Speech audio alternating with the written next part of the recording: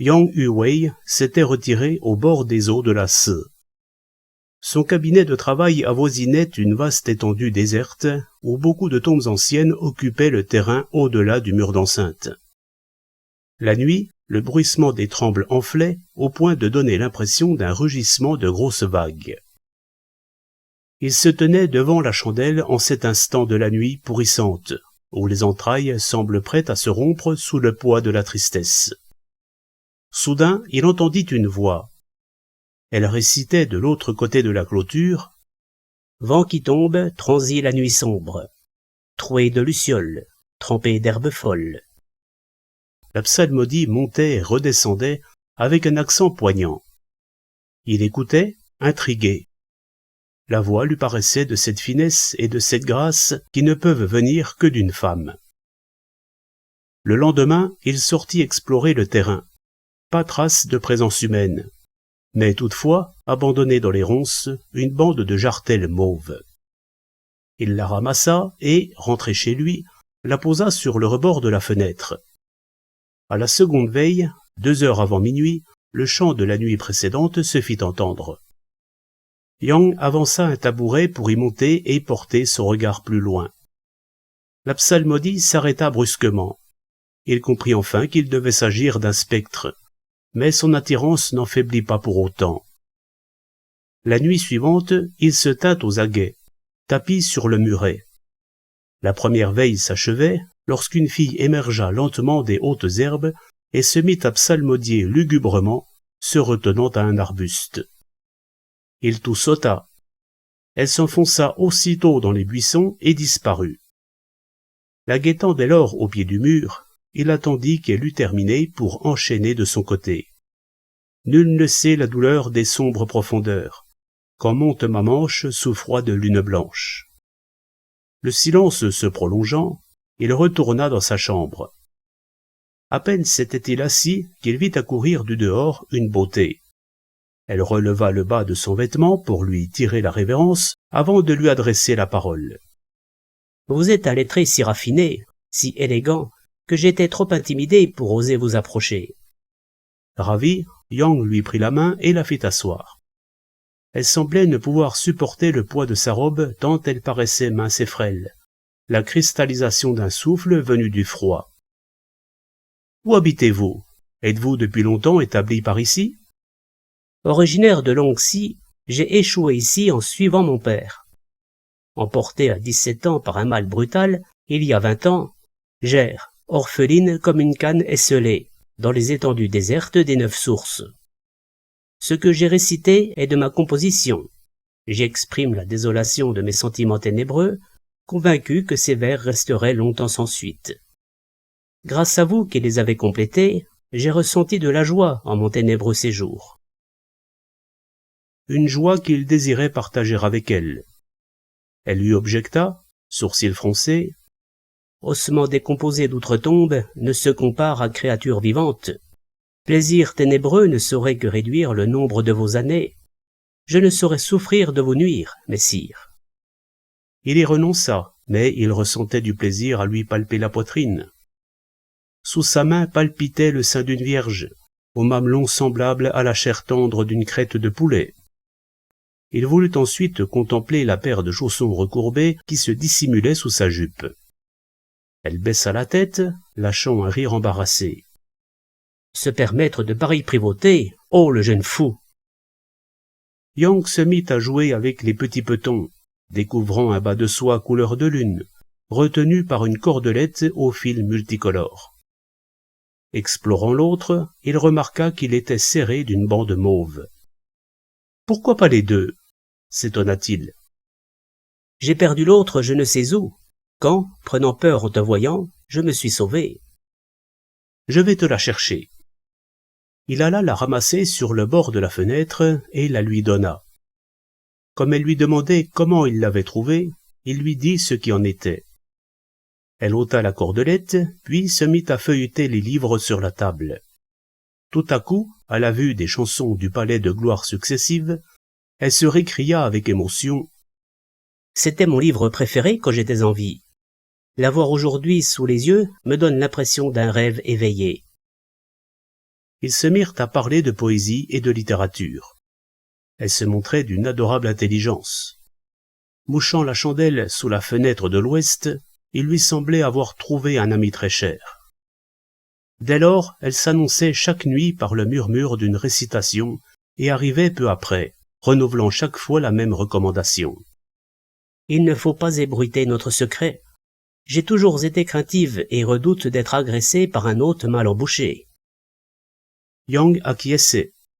Tous deux éprouvaient ensemble la joie de poisson dans l'eau, sans aller plus loin. Mais n'est-il pas vrai que l'intimité du boudoir offre bien plus que le plaisir de peindre les sourcils de sa femme? Chaque fois, elle écrivait pour Yang, à la lumière de la lampe, d'une calligraphie ferme et belle. Elle choisit ainsi 100 poèmes de cour qu'elle avait recopiés, et lui récitait par cœur. Elle lui fit préparer un damier et acheter un biwa.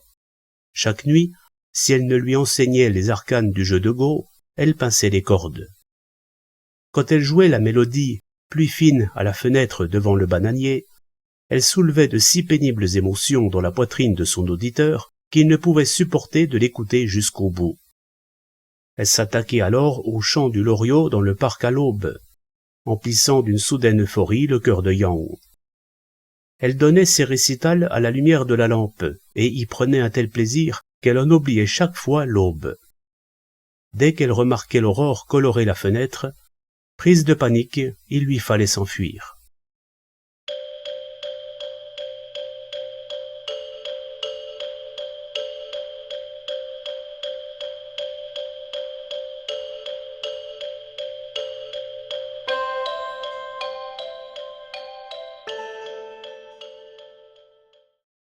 Un jour, Sué, un condisciple, vint lui rendre visite au moment où il faisait la sieste.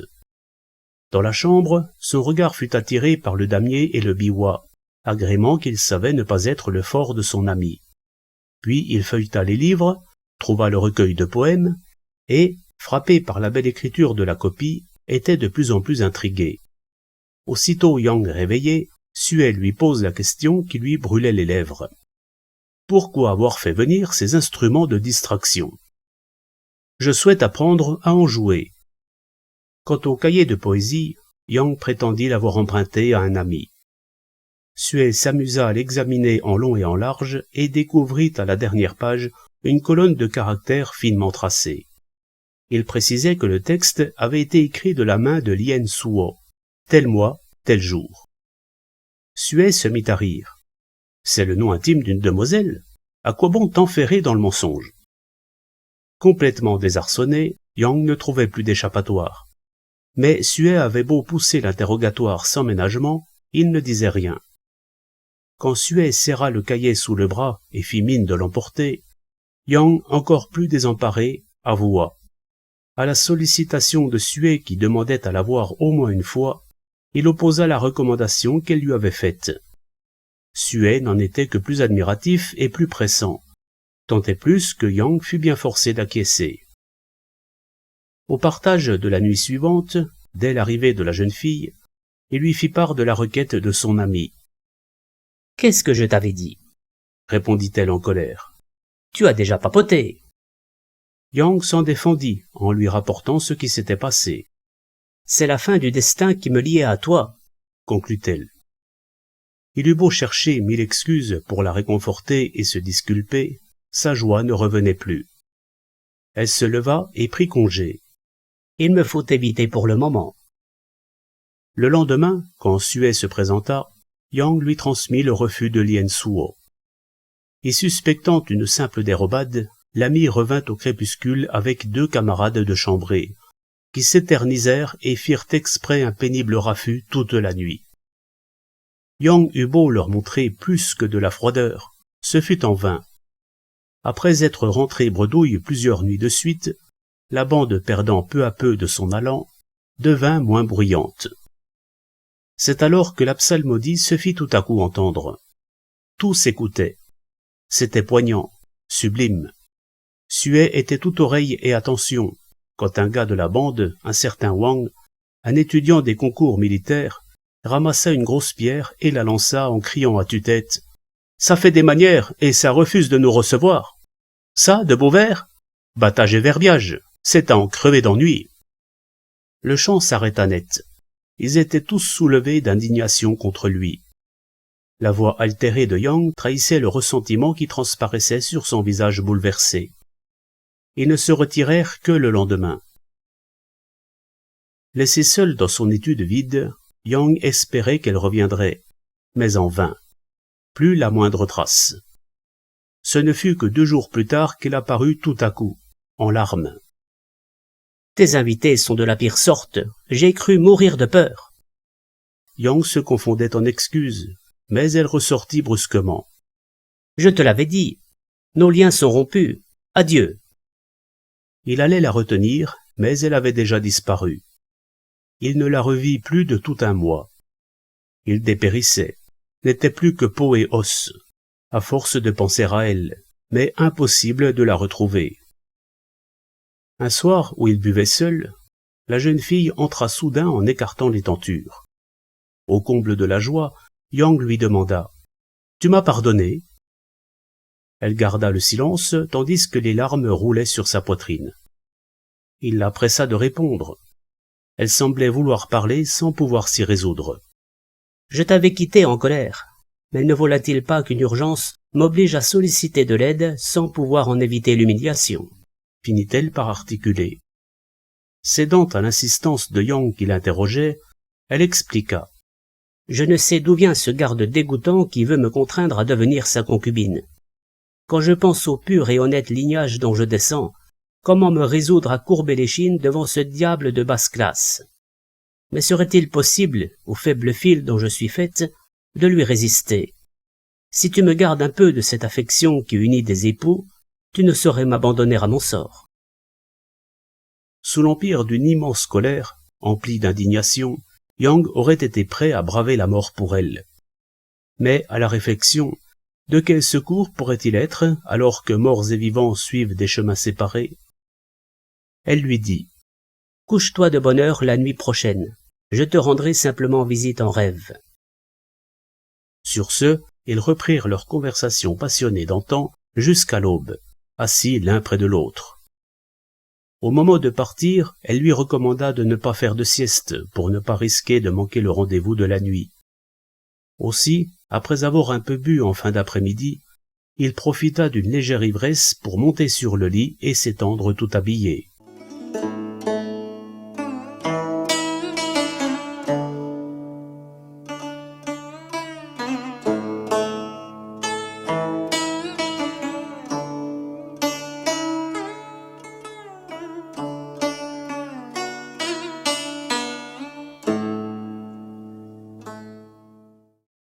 Il vit soudain venir la jeune fille, qui lui tendit un poignard et l'emmena en le tirant par la main.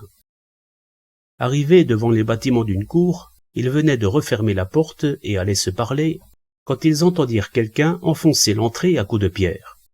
« Mon ennemi est là !» se récria la fille, alarmée. Yang poussa le ventail et se précipita dehors.